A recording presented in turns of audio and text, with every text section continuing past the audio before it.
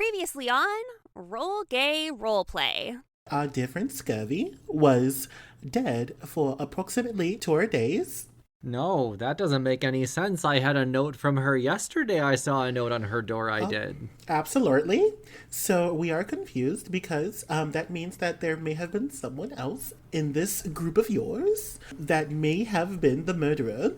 I have the note on me, I do. I have all the notes and everything we were supposed to talk about. I was going to give her a few ciphers that she could use to decode her message, and I kept it with her note that she gave me so that I could see her. Cherry's going to start looking through books.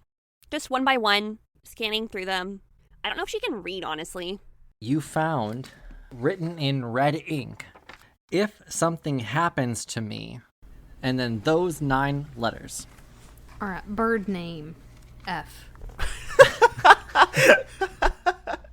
Well, we solved it. That's what I see. Realm's bird name best F. word decipher. Find Amber. Who's Amber? Ooh. Who is it, Amber? Florals, you recognize Amber to be the tattoo artist in town.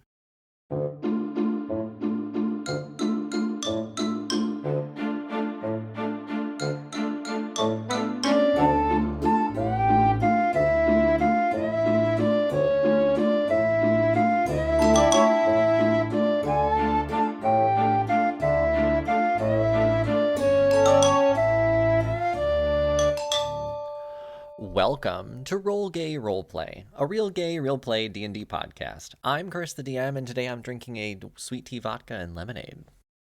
Hi, my name is Katie, and I'm just drinking a basic tea because I'm secretly a 60-year-old woman.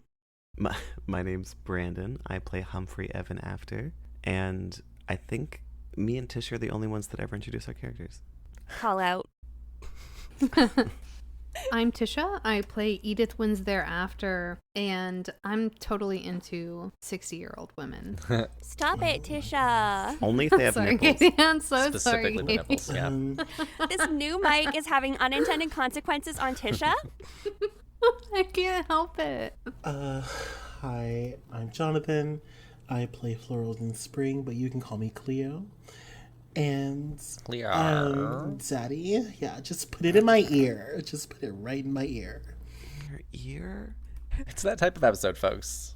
Oh, you know what we have? We have a question. And our question is, I'm passing this to my correspondent in the booth. Whoever knows the question, Tish, Jonathan. Katie knows the question. Are you a gay that can drive? Oof. Why or why not? I can't drive because I have anxiety, and the last 2 really bad panic attacks I had were after driving. So just decided I'm going to cut toxic relationships with cars out of my life. I am a gay that drives. I do have a few parking tickets, but, you know, who hasn't pulled into a few places that they regret? Hey. Oh. I have a complicated relationship with driving. I get tickets constantly, either parking or driving, like speeding, or I don't know. I just get a lot of tickets. But I go to the ticket clinic to get all this shit dismissed, and they said on my most recent one that it was so close to my previous ticket that they almost couldn't get the points taken off my license. Like, it was almost so recent to the previous one. I've also flipped a car on a highway, and not flipped, like did a full 180 in a car and slammed into a guardrail, totaled the car. I got told by my insurance company, my car insurance company, that not only do they want to raise my rates, which they had done multiple times previously, but they can't cover me at all anymore. So my insurance was like, listen, it's not us, it's you. Oh my God.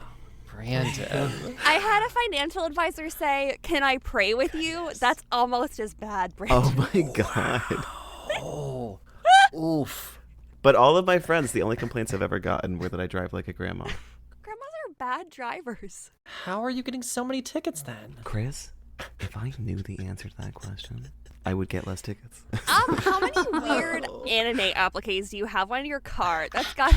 Ooh, several. That's it. That's where the extra speed comes in, too. Brandon thinks he's doing 30, but it's actually 60 because of all the anime power. These cops are performing a weeb hate crime. I guess I deserve it. I have a couple stickers on my car. I'm a driver. Like, I can drive stick. I'm a decent driver.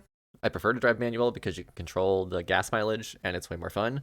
Nice. I don't judge people who can't drive stick because I did not know how to drive stick before Mark. But I have been in a few crashes, sometimes with stopped vehicles, sometimes my vehicle is stopped.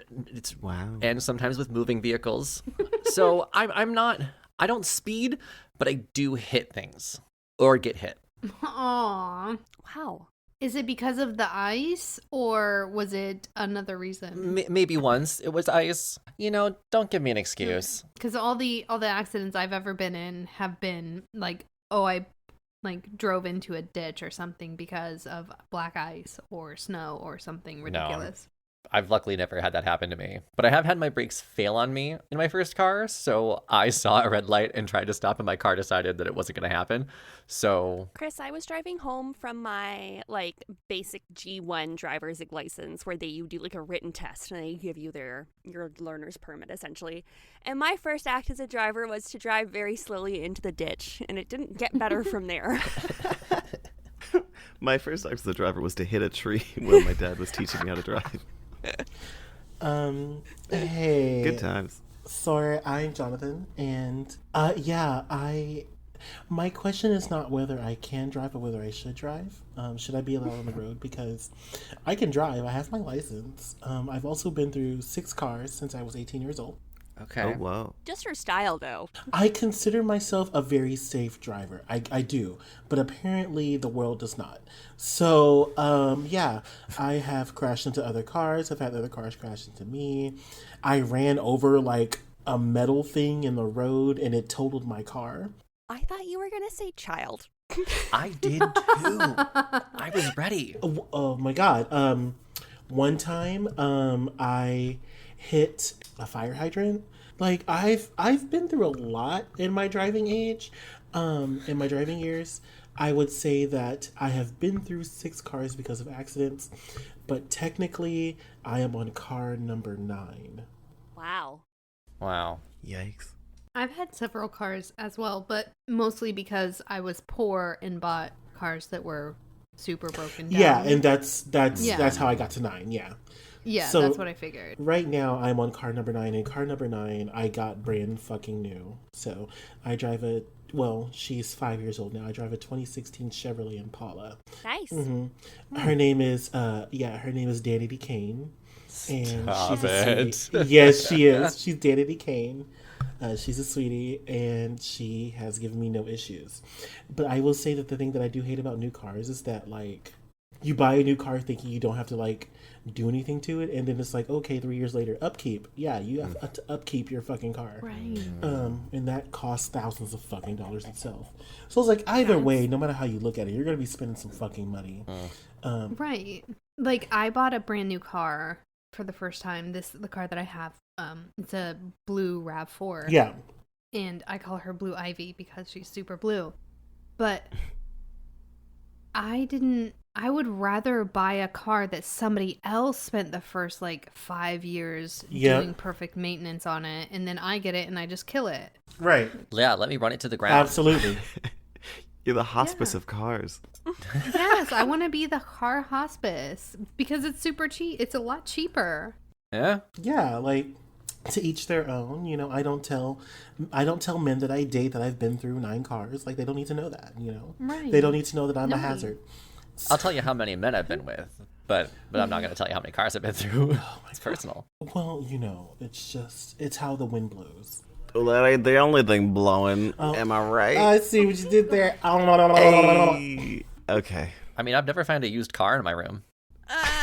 Oh. Gross. God. Damn it. That's the plot to Transformers 1, by the way. A used... But this is the plot to role play Daddy Tales. No. Decipher Daddy. Tales. I kind of like Daddy Tales. The moral of this question is, hey, straights, drive your gays around. For real. Right. We need to give you that responsibility, clearly. When we say Jesus take the wheel, we ask Jesus because we assume he's heterosexual. We assume he's heterosexual. No way, he kissed a dude once. I kissed a dude, and it was And he betrayed me. Speaking of betrayal, we have a podcast to do. Do we remember what Yes. happened last time? So, Yes. we are back in Scurvy's hovel. We are deciphering some things. We found out that we need to go talk to the tattoo artist within the town. Oh, yeah. And her name is Imba. Yes. And hopefully... And also, Rory was terrible to talk to.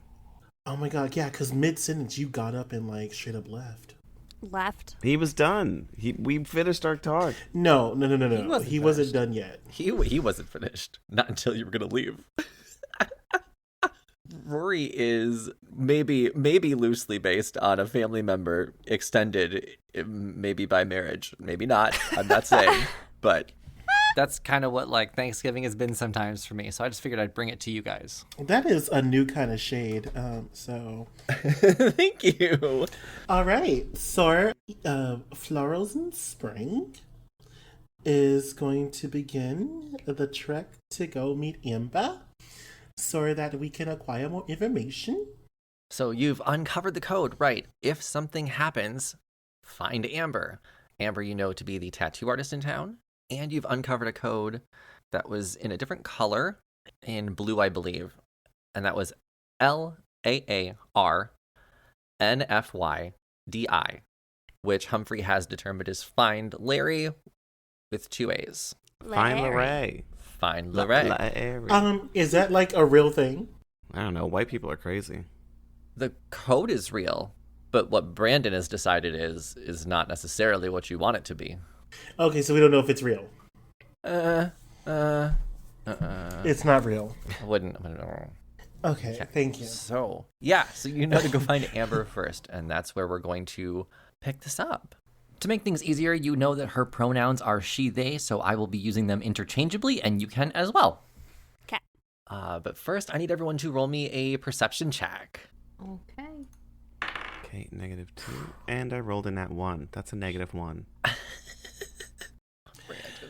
I rolled a 23. Okay. A -1 is probably a punishment, right? Like, Yeah. I don't want to, buddy, but Yeah, I got a the roll. 15 as well. It's literally a negative roll. Hey, I'm rolling perception over here. Hello. Larry? Larry. Edith got a 9. 9. Okay. So, Jonathan, you've gotten the highest. Yes.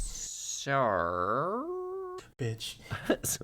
So as you're approaching Amber's tattoo shop, there's kind of like an open air look to it. She's got a tattoo chair and some ink. You can see who you assume to be Amber sitting at her tattoo chair outside. As Amber's working through something through their drawers, you can see somebody who is masked trying to sneak up behind her. And you can tell that this is Amber's probably in danger. And while that is happening, I gotta punish Humphrey somehow. I'm gonna roll something. Hang on. A -1 is gonna be something. That's fair. Brandon, does a 20 hit your AC? Just barely. Bitch. I just wanted to check. Of course it fucking hits it. What? 20.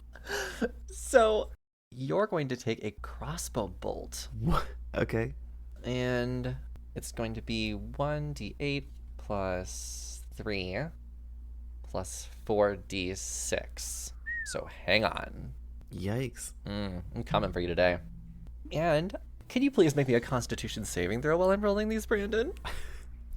I'm here to fuck y'all up today. I got a 19. I'm here to fuck. So that saves. You up. So the initial damage is 780 points. 24 damage. Okay. And then you're taking half damage on 7d6 poison. Wow. Brandon, I'm Humphrey. Yeah, this is intense. So the poison damage is 21, half is 10. So 10 more damage. Jesus. Still standing, y'all. But I am bloody. Now that that's happened, let's roll initiative. This is going to be a big battle. Because the first episode was not really a battle. It was a little fight. Edith got a 13. I got a 19. 18. 18 for I love the sound of your dice, Jonathan. And D&D Beyond, the wind. What's your dex modifier? +1. Okay. Oh, dex is +4. Oh, you're before me. Okay. Okay. Thank you for working that out between yourselves. Oh, wait, no. I'm so sorry. My dex modifier is +1, but my saving throw is +4.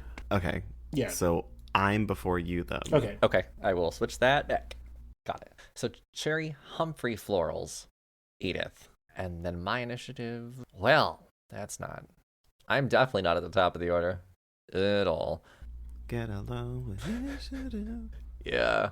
So here's the setup, guys. All right, here's what you see. You see the tattoo shop in front of you. You see Amber. They're currently looking down at their drawer of ink or designs, not really seeing what's happening around her. And at the same time that you're explaining this to them, like, oh, look, there's someone over there, Humphrey takes a bolt to the body. And you can tell that the arrow didn't come from the person you're looking at. Right. I mean, do we see where the arrow came from? You can tell that the arrow came from up. Oh, fuck. Has this arrow been here this whole time?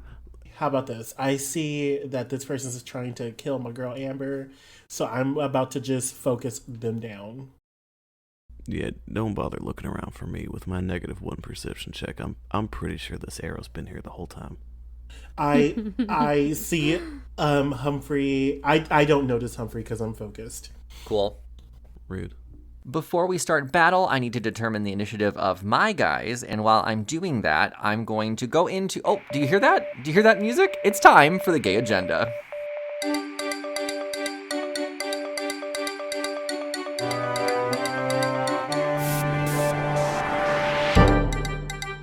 Welcome to the Gay Agenda. This is the part of our show where we thank our patrons, talk about our sponsors, and talk about other podcasts. First, I get to thank our newest patrons. So thank you, Elise, and thank you, Jayan, for joining our Patreon. I hope you enjoy everything you have and your dice are rolling well for you. If you would like to check out our Patreon, go to patreon.com/rollgayroleplay.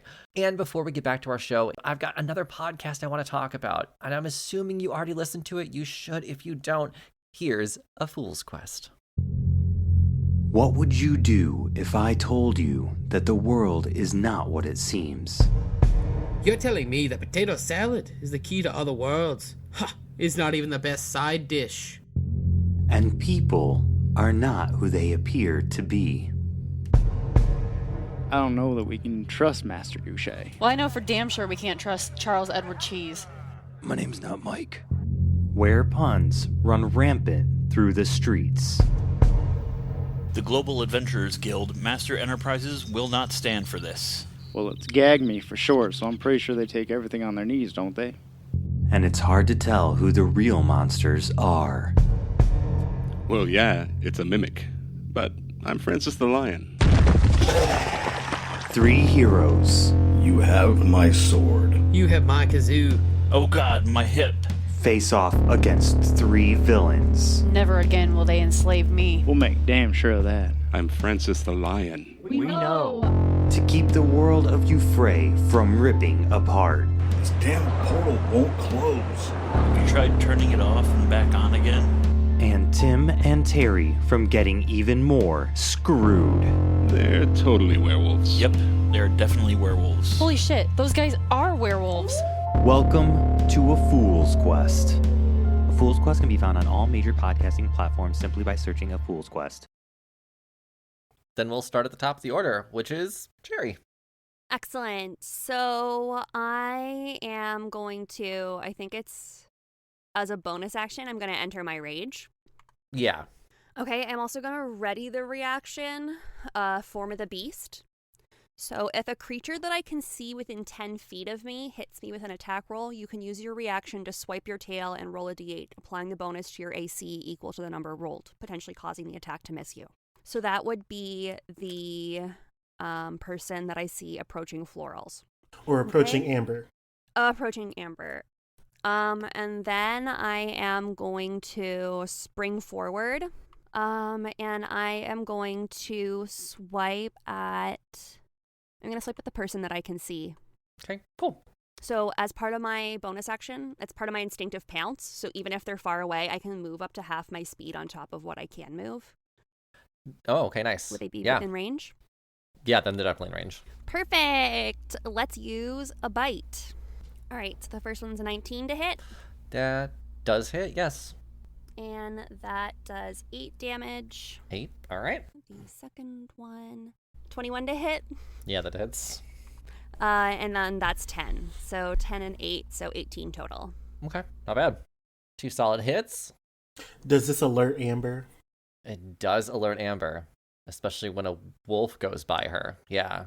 So as soon as they saw that, we're going to put them in the initiative, and she's going to pull out 2 daggers from her drawer. Okay, so Miss Ma'am, okay, she's ready to fight. When you say drawers, do you mean like a cabinet or like their underwear? Yes. Okay. I'm into this. One from each. And the one from the drawers was bigger than the one from the drawers. LMAO. Classic. Is it my go now? So yeah, Humphrey, you're up. Okay. I assume since I was shot, I know that it came from above? Yeah, you can see the angle of the arrow, sure. Okay. Can I look up and see what's going on? You can see some movement up on the roof of Amber's tattoo shop. How high is the ceiling? Well, you're outside, but if you want to get like on the roof, like 15 feet, it's a 1-story. Well, I'm damaged, and separating the party is always a good idea. So yes, I'm going to Misty Step up to the roof. Cool. I just wish you would think first. Brutal. No time for thinking. You ain't lying. What's going on up there? So when you Misty Step onto the roof, you can see that there's a hooded person up there, like a dark cloaked person with a crossbow. They're still pointing their arrow down at the group. They haven't noticed you on the roof yet. It's just one person? It is just one person, yes. How close am I to them? 30? How much movement do I have? Exactly 30 feet. Beautiful. I'm going to run up on him and... I hate that summoning my packed weapon is an action. Yeah. I'm going to run up on him and go... Now it's my turn, and use my action to summon my giant lollipop weapon. Nice. And then I'm going to action surge, and you see as the weapon appears, the human side of Humphrey's face kind of goes slack, and the gingerbread side grins real wide, and it goes, "Hey, you ain't fucking ready for this, buddy!" And he swings down with his hammer, casting a green flame blade. Ooh, cool. Nice. So it's my regular attack plus 1d8 of fire damage? Okay. Okay. So I'm going to roll my attack, which is a maul. Does a 19 hit? It does. That is 15 base damage, and the 1d8 is an extra 1 damage. So 16. Okay. Total. All right. Anything else you can do? Nope. That is my turn. Okay. The rest of you can now notice that Humphrey has is on one attacker and Cherry's on another. So yeah, Cleo, you are up. Okay, so I can do Okay, so I can do 2 attacks. I have a spell that's a bonus action. Would that be a problem if I did 2 attacks in a spell as a bonus action? How's the second attack happening? The second one is because I have not 2 weapon fighting. As long as you're not using another bonus action for the attack, I think you can still do it, because that's still... I have 2 attacks per action. Yeah, that's what I have too. So yeah, if you have 2 attacks per action, then you can still use a bonus action after that. Totally. Okay, cool. I see the person that's attacking Iamba, and I say, ha la la la la, and I'm going to use my Flora and Prada to attack once. And that's going to be an 18 plus 6, which is 24. Yeah. And then that's going to be, 2 damage plus my Dreadful Strikes, which is... So I did 3 damage. So I shoot them, and it like grazes their cheek or something. Okay. And then good. I'm going to attack again, and that's going to be 16. Does 16 hit? It does hit. Great. And then I'm going to shoot at them again, and that's going to be 4 damage. And so you see me cussing at them in Australian, and then What's that sound like? You just hear me screaming Vegemite at people. Great. And then for my bonus action, I look over at Humphrey, and is Humphrey within 60 feet of me? Sure. I look at Humphrey and I take out one of my arrows, and I am just crying beautiful tears at what has happened to him. And so I wipe the arrow through my tear on my face and I shoot it at him. And there is now a beautiful rose that is where Humphrey is. And it is going to heal him for 1d6 damage. And this spell is, bonus action is the spell Healing Spirit. I think Humphrey gets a little bit tripped up by this flower that's by his feet now, going, "Hey, I'm fighting it!"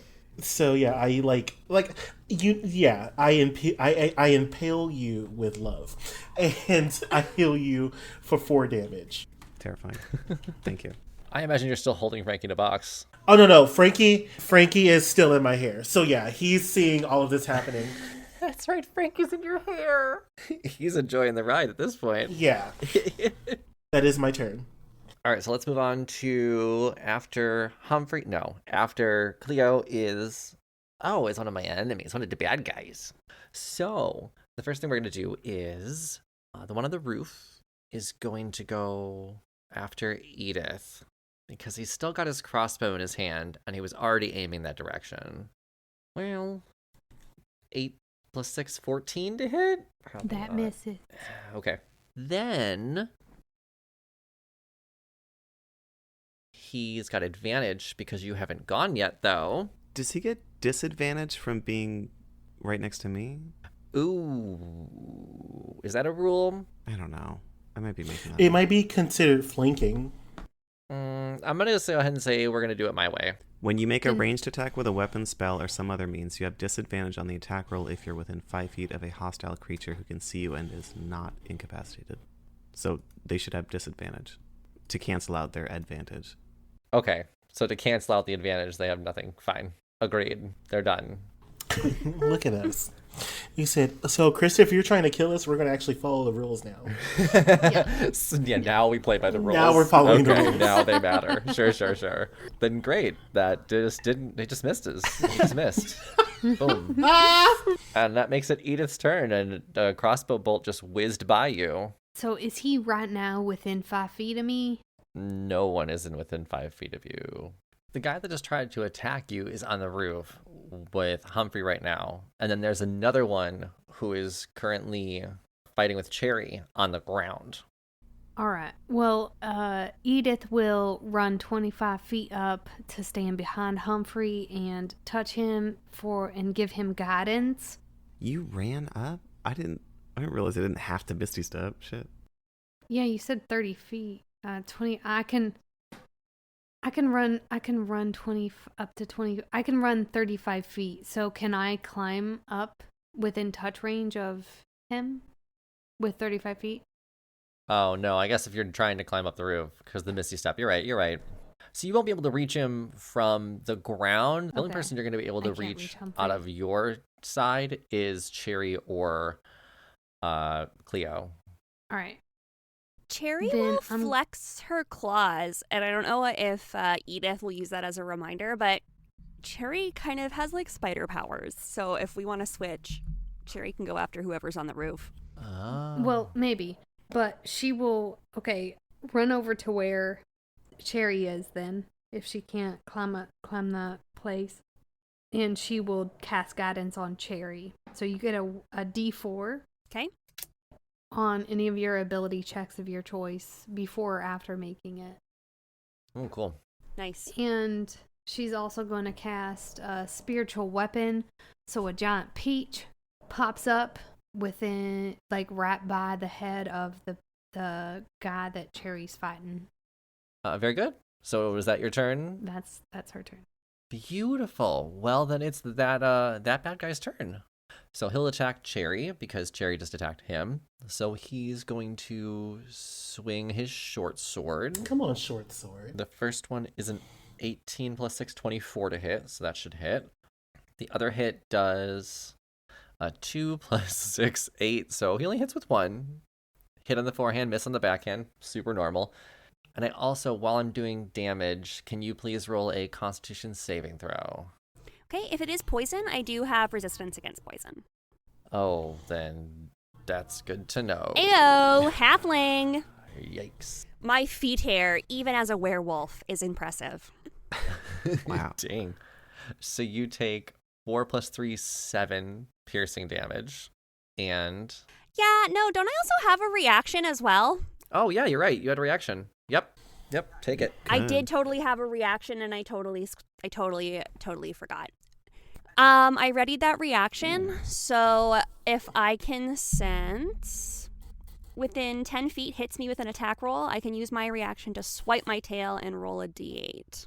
And it was a 26, right? Mm-hmm. To hit on the one that hit. And I'm going to roll 4. Nah, that only brings my AC up to 23. Okay, close. Close. So then damage stays the same, Mhm. but it is your turn. Okay, this is someone. Cherry is just, the werewolf that was Cherry is just snarling in rage. But she does remember that she was supposed to go after the one on the roof. Like, Cherry knows that she can do that. So I'm going to climb. Okay. There's going to be an opportunity attack on you then, since you are moving away. That's okay. So let me roll that. Well, 12 + 6, 18? No, that doesn't hit. Yeah. Okay, so then another short sword swing and a miss. So continue with, yeah, go ahead. You're climbing up the roof. Yeah, exactly. And I think because of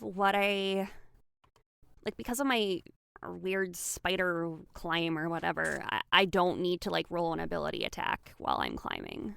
Yeah, you're basically Peter Parker. Literally, so I can move up to equal to my walking speed. So 35 feet. Do I hit the roof?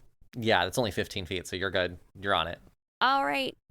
Is that my action moving? Like, movements how is different. horrifying is a werewolf crawling up a roof? Like, This is a little Oh, terrifying, yeah. No, this thing That's used to be a horrifying. small girl, and It's it's just huge now. Dripping, saliva, huge. About to eat. Also, this is in town. In a town that people don't know where magic is. And there's a half gingerbread person and a girl just turned into a wolf. And the wolf is wearing clothes. Y'all are just letting everybody know what's happening. The wolf has a braid. Anyways. That is super normal. Never mind. No one notices. Actually, my speed increases by 10 feet when I'm not wearing armor. So I think my speed's actually 45. Cool. Yeah, you can just jump on the roof then. Parkour. Yeah, exactly. I'm going to try to attack this one as well. Take it. Go for it. Perfect. So I'm going at it with my bite. Yikes. Snarl. 12 to hit. That does not hit. 14. That also does not hit. Yeah, fuck. Can't do anything. That was it. I missed with both. I'm too mad. Too much rage. Too mad. Yeah, after Cherry's joined you on the roof, Humphrey, you are up. Humphrey is going to use Second Wind as a bonus action to give themselves 1d10 + 2 health back. Hell yeah. Yeah. Let's just roll. That's right. You got a big hit. So I get 8 health back. Look at God. Okay. And then I'm going to look at this person that we're fighting and go, just because she didn't hit you, dummy, she ain't strong. Look at them feet. Those are some hairy wolf feet. And I swing again with my hammer. Okay. Hairy wolf. 25? Yeah. Jesus Christ. Ooh, I got 2 6s. + 5 is a 17. 17 damage. That was max damage. Humphrey didn't use the gingerbread hand. He used his real hand. And well, the way I did this is I stabbed the hammer through the hole in my gingerbread Yes. hand. Yes. Very nice. Anything else you can do? Nah, that's it. All right. Cleo, you are up. Cleo sees that Humphrey is now okay, and so Cleo does a bot maul into a full extension. As one does. Arches his back and is going to do Zephyr Strike on the one that's by Amber. So that's going to be this. Okay, does a 15 hit? That hits. Great, so that's 1d8 + 1, so that's 2 damage right there. There's also Zephyr Strike, so that hits right there. Wow, this is trash all over the place, so that's another 1 damage. Oof. And then I'm going to shoot again. Okay. I took my 3 damage, so we're good there. Yeah, oh my god, fuck off. So then I'm going to do 11 + 6 is 17 So that's 1d8. Give me something good. Yes! 8 points of damage. Okay. With my fucking dreadful strikes. Nice. Very nice. And that's another 2 damage, so that's 10. And then I look over at... I don't have any other bonus action other than I'm going to use a little bit of time to talk. Sure. And I look over at Humphrey and I say, healing spirit only works if you move in and out of its space. Bruv. Thanks. Great. I don't fucking tell you how to fight. Okay. Good talk, guys. Now it is... And I totally lied. Healing spirit happens every time it's your turn. Oh. So as long as you're in the same space with the healing spirit, then you'll be healed. Okay. So every time you start your turn, I roll a d6. Cool. It is the assassin's turn on the roof. They just got hit with a lollipop maul, so they're going to turn their attention to Humphrey. That's fair. And we're going to make a couple short sword attacks. And I'm just going to roll them both at the same time. 2 + 6, 8, and a 26 to hit. So I got 1. Actually, both hit. You're you're fucking right. lying. Just the 26. Yeah, an AC for gingerbread is 4. Yeah, right. Who knew? I need another Constitution saving throw, Brandon. Please win. Ooh, Live your life. I got a 4, but I'm going to use a lucky point to reroll that. That's a smart idea. Yep. Good luck. Does a 10 do it? No. Okay. Oh, no. Okay, so first you're going to take 7 piercing damage. Okay, and not too then bad. we're going to take, you're going to take 7d6 poison again. That's 42. I rolled a 22, so 22 more poison damage. Plus the 7 regular damage? Plus the 7, right? So 29 total. Okay, we're still standing. Dang. I rolled 3 1s. Good. That's how that happened. Okay. So that's my turn. My assassin's turn. So yeah, now we're at the top of the order with Cherry. And Humphrey just got hit hard again. There is the assassin on the roof. Again, I'm just gonna get up nice and close and I'm going to attack again.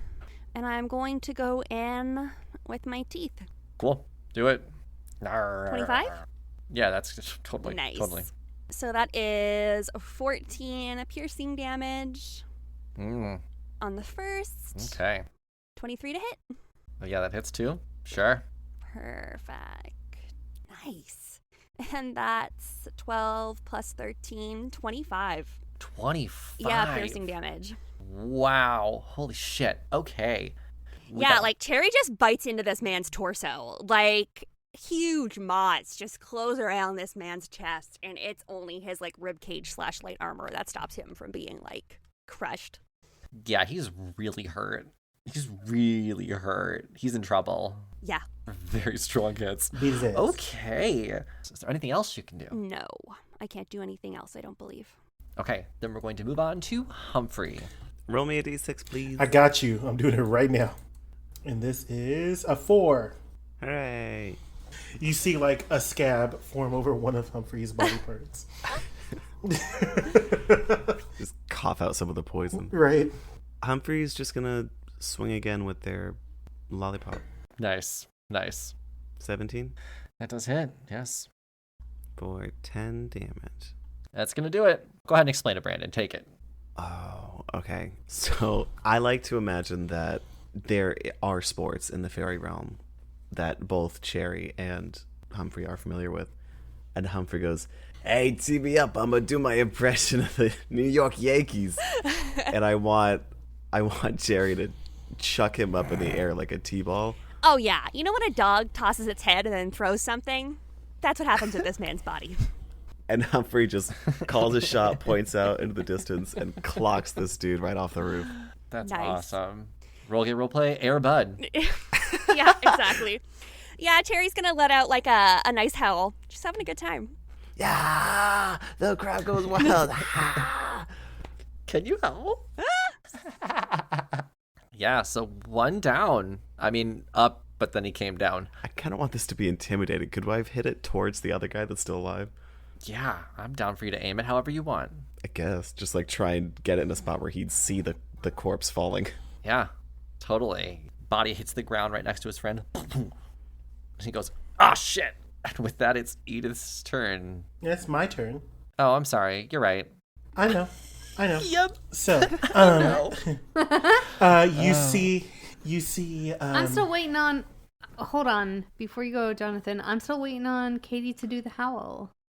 Oh my god. Ooh, can we have a howl? Oh! That's a hurt dog. You see like florals in spring just evaporate into pink dust. Oh my god. And reappear in pink dust right behind this person that's attacking Amber. I have cast Pass Without Trace. And then right up to this person's neck that is attacking Amber, I have pulled out a dagger, 2 daggers actually, that are one is a regular silver dagger and the other one is like dripping with like this putrid green substance. Oh my god. And I want to roll an intimidation check because I don't want to kill this person. Cool. 17. Are you sure you meant to say Pass Without Trace? Oh, yeah, you're fine. Doesn't that just add a bonus to your stealth checks? Yeah. Well, it also, like, a veil of shadows and silence radiates from you. So instead of shadows, it's pink dust. Okay, I thought you were saying you, like, teleported with it. Oh, no. No, I'm just moving, and y'all just can't see it because I'm moving without trace. So, yes, like, he did not see this shit coming. Okay. He's thoroughly confused by the pink dust that just went up after seeing his dead friend slammed in the ground. I would say he's fairly intimidated, yeah.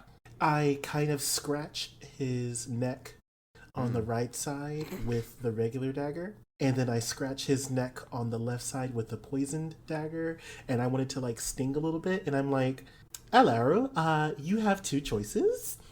We can stop this shenanigan right now, or you can die at this moment. What would you prefer? Look, I'm here to just do a job. Don't get in my way, I don't get in your way. I don't know why you're helping her out or anything. This is just business, but I'll go my separate ways. You clearly want to do the killing thing.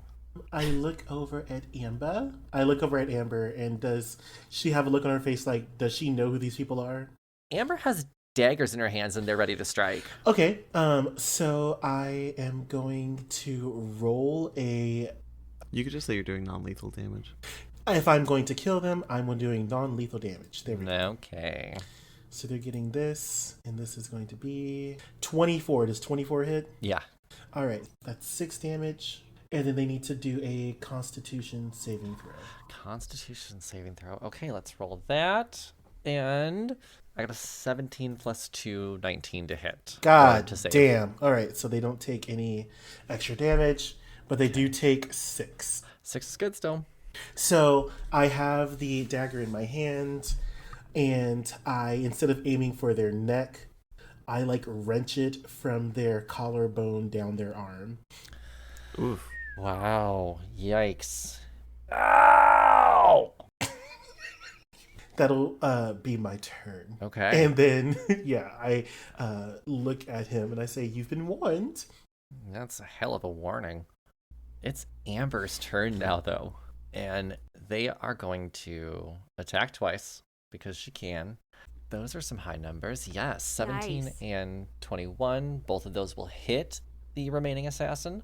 So Amber's going to come running full swing, daggers up at the remaining assassin.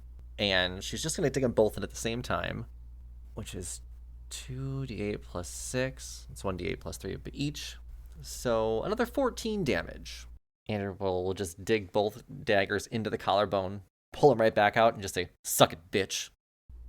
Oh, wow. I stand. And that ends Amber's turn. She just stands up, stares down. And now it's Edith's turn. As Edith is having her turn, I look over at Edith and I say, Edith, it seems that this person was sent by someone. I would prefer if we could maybe preserve their life so that we could possibly ask them some questions. And Amber says, yeah, I wouldn't mind keeping him for a second either. I know how to dig deep with a tattoo gun. And then... Why do we always tattoo our enemies? I'm just going to say that Edith's going to cast Meteor and be like, nah, fuck yeah, it. right. Okay. All right. You know what? I'll give you that. I mean, this person has attacked people that I love, so I don't feel the same way. I will say that. But you know what? Let's see what they're thinking. And she does like a double tap with her crook onto the ground and casts Detect Thoughts. Oh. For the duration, you can read the thoughts of certain creatures. When you cast the spell, as an action on each of your turn until the spell ends, you can focus your mind on any one creature that you can see within 30 feet of you. If the creature has an intelligence of 3 or lower, it doesn't speak any language, the creature is unaffected. It does have an intelligence higher than that, so... Alright, so you initially learn the surface thoughts of the creature, what's most on its mind in that moment. As an action, you can either shift your attention to another creature's thoughts or attempt to probe deeper into the same creature's mind. So I need to know its surface thoughts currently. Okay. After what? So basically, Florals and Spring just said, let's keep them around. We have something that we probably want to know something from them. So Edith will say, what is it that we want to know from this creature? And then she'll detect thoughts. Okay. So on them. This creature realizes that they are caught and in trouble. The threat of Amber's tattooing him hardly for information actually kind of seems to worry him. So there's like a combination of like panic, trying to figure out what it might know to appease you, but I think it's more just terrified of what's going to be happening to him at this point. Okay. How's it looking? Bloody, wide-eyed, like as far nervous, as being hurt. Defensive, bleeding. Still willing to fight for his life, though. We're at a combat, right? I'd say we're all still in combat. He's still going to fight for his life. He's just terrified and... Okay.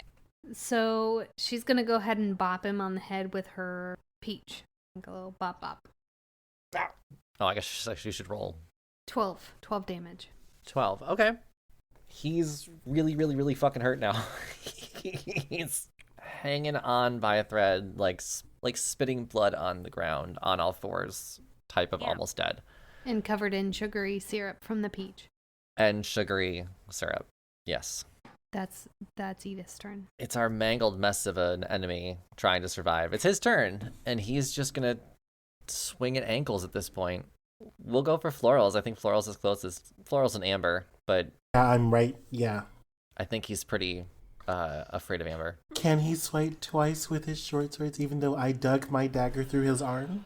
I mean, he's also got collarbone injuries, so probably not. He's just trying. Don't even worry about it. He rolled 4s for both attacks. He's just... Yeah, his arms are fucked. He's swiping and missing at ankles. It's not even worth rolling and comparing it. So, Cherry, you're up. You're on a roof. You have just assisted in the spiking of one of the bodies, and you've got the other one almost gone. So yeah, I'm gonna jump down, and I'd like to intimidate. We don't know who sent them, right? No, you do not. Okay. Yeah, Cherry's gonna growl like you either die fast or you die slow. Like, tell us what. It's not gonna rhyme on purpose, but like, tell us what we need to know. But it should rhyme on purpose because that was legendary. Oh, that was beautiful. So I'm not going to make you roll intimidation because he's already super intimidated and bloody and dying. So he's just going to be on the ground spitting blood. Just... Yikes. Leave me alone. Just doing my job. I'll leave. I don't know anything. And anyone can react to this point. We can just alive? be out of combat and you guys can just talk to this dude. He says he doesn't know anything? Yeah, he's saying he doesn't know. He just wants to go. Leave me alone. So, you see Florals and Spring gets in his face and giggles and says, hee, excuse me, sir. Enter Tails. Well, that doesn't seem good. Tails. Tail. So, let's see. I'm going to roll a d4. Odd will be heads. What's happening? Even will be tails. So, I have a potion of healing. And I'm going to pour it over his body. What? Can I just say, like, Cherry is grappling this guy? Yeah. I pour it over his body, and he gets 1d or 2d4 back. That's nice of you. Which is 7 points of health back. Okay. And I say, sir, in case you didn't know, you're going to lose this battle. So if you don't have any important information for us, we cannot help you live past this certain situation. My dear friend Amber looks very keen on taking your life away, and I think that we can stop that if you can give us some answers. I was hired to kill this one. Amber was our hit. Hired by whom? I don't do real names. It makes things muddy. Do you happen to know what they look like? No, we've never met. He is a secret log in the woods. And exactly who are we? What is your name, sir? What is the name of your organization, sir? I'm an entrepreneur. My partner and I, we used to work together. We did this just the two of us. And my name is Barnes, and his name is Noble. I guess we're going out of business now. Oh my god. Oh my god. Okay. A dying enterprise? How appropriate. Oh my god. Sir, what we can do right now is you have approximately 1 minute to give us pertinent information to what's going on, or else you will be dead. If you could please tell me, are you the same person that was capable of killing my dear friend Scurvy? I didn't kill a woman named Scurvy, no. And why don't you roll insight just to make sure? I have advantage. Natural fucking 20. And the natural 20 thing for this rhyme thing, it's so cute. It's like, it turns into a snow blizzard. Cute. All right, well, with 20, he's telling the truth. He did not kill Scurvy. But does he know who? So he'll say he found his instructions of a log in the woods. He'll give you the location of how he receives the instructions so you can follow that up for his planned murder of Amber. And he'll say, my concern is getting paid, so if you could just cut off your hand, give me like a foot or something to prove it, and I'll just be on my way. How does a lock of hair work for you? Amber stands up and says, how about I give him your hand? No, I just need like you leave a body part as proof. You're not getting one of my body parts. You can cut his friend's hand off. I say, you're making a lot of demands for a person that's in a very diabolical situation for yourself. I say we kill him. I look at Amber and I say, do you believe that he possibly has any more information for us? Frankly, I don't care. I feel like he should die. He was going to kill me, so now I'm going to kill him. You can watch, or you don't have to watch, but I'm going to do it. And I say, no, let's use your tools for tattooing. And we are going... Yeah, tattoo him, then kill him. I say, I look over at Mr. Man that's on the floor again, and I say, heads or tails? Oh, shit. I don't think tails worked out. I'll go with heads. You'll go with heads this time? Okay, great. Sir? Yeah, that's heads. That really works in your favor. And I pull out this this vial of black liquid, and I pour it over his eyes, and it's like a black acid. Oh my god. And I say, fare thee well, sir. It's been nice knowing you. And then I'm going to aim my dagger for his neck and end. Great. You don't have to roll that. What angle are you going at? Like how you... So the dagger has a curve to it, so I go in through the neck, and then it curves up and goes through the chin and through the forehead. Wow. Like it just wrenches. Gross. Gnarly. Yes. Literally asked for it. You're welcome. Beautiful I do visual. what I can. So we've got 2 dead assassins, a new potential ally in Amber that you can now talk to. Yeah, but we'll do that next time. We finished the battle. You guys succeeded. Did we level up? It was nice to see everyone's character in actual battle this time, like real full-on go, and I hope this was at least a bit more of a challenge. Did we level up? That's a great question for episode 5 of Roll Game Roleplay. Tune in next week and see if they level up. I'm Chris the DM. You can find me on all social media at Chris Drinks Lemonade. I'm Tisha. You can find me on Instagram at @1Tish, 1. I'm Brandon. You can find me on TikTok at Blue Cotton Candy Cosplay. Hi, I'm your host, Katie, and text the number 4 to 555 to vote for your favorite American Idol contestant. Oh my god, shut You're not the even fuck American. up, Ryan Seacrest. Yeah, I still watch American Idol. I'm Jonathan. I am drunk. And I am so happy to do this with you all today. So this was really great. I love you guys. Love you guys. Bye, everyone. But did we level up? No, did we level up? Bye. Motherfucker.